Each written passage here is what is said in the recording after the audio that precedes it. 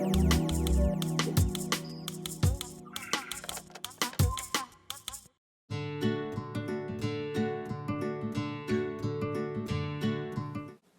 everyone, my name is Reyhan Güneş. I'm a language teacher and a teacher trainer in a secondary school in Turkey. I have used to create my presentation together with iMovie on my tablet, additionally Sketch for image editing and Dropbox for synchronizing my files between my devices. Debut is used for screencasting. A teacher must be a reflective practitioner and comments constructively from each other about their experiences. I can say that this is a way of professional growth.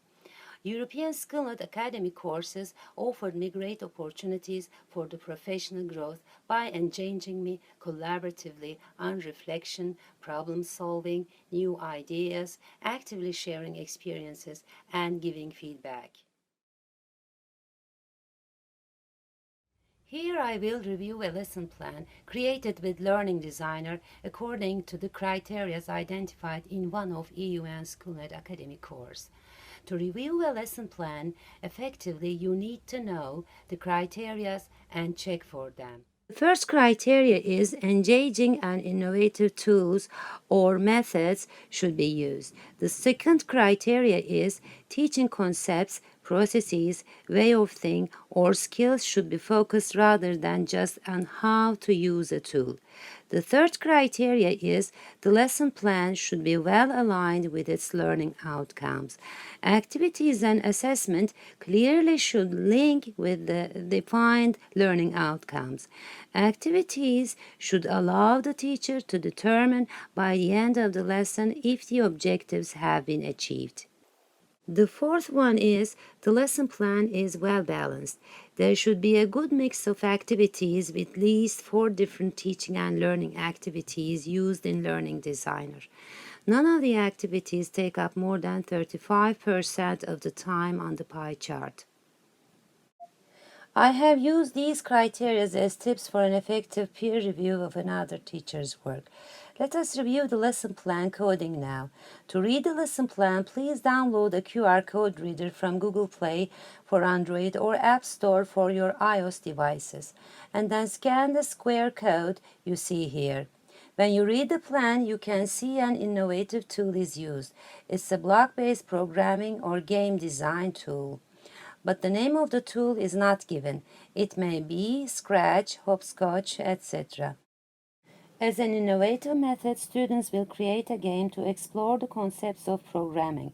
That's an innovative method for teaching programming concepts. For the second criteria, the lesson plan objective is developing student interest in the underlying concepts of coding, being simple directional commands, loops, and if-then-else statements. Creating a game focuses on development of basic principles of algorithm, so the criteria is met. For the third criteria, the lesson outcomes are using the tool for coding. That means they will learn programming and they will build a web application. Web application means creating a game here. On the lesson plan, students explore the programming tool as an activity. Then they create a game as final activity. So activity is linked with the learning outcomes. However, how the assessment is linked with the activities is not clear. For the fourth criteria, there are 4 different teaching and learning activities used. This is enough for the criteria. However, the activity of production takes up 60% of the time, which is not balanced. Collaboration is 10% of the total time. Collaboration is an important 21st century skill. It shouldn't be less than production activity. The review you see here is sent from 2 colleagues. The first review is criteria referenced and useful for my own learning. It encourages me to improve myself. It offers me specific guidance to help move my learning forward and stimulates collaboration. As for the second, it does not have specific details of the review relating to the criteria. To make use of a teacher's review, I consider whether the feedback appropriate for the review criteria. and then consider if it works or not for the plan. To take into account, review should be given in a supportive and non-judgmental manner. As a reviewer, to provide specific alternatives or suggestions, you need to improve yourself. This process adds you some more professionalism. So thinking beyond what you know makes you discover new things. To make an effective peer review, first you need to know how to write a lesson plan and Bloom's taxonomy. You'd better make real-world and cross-curricular connections to your plan.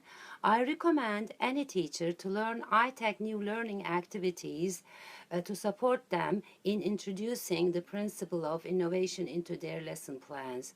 Finally, personal development and collaboration with the peers adds you more professionalism in reviewing.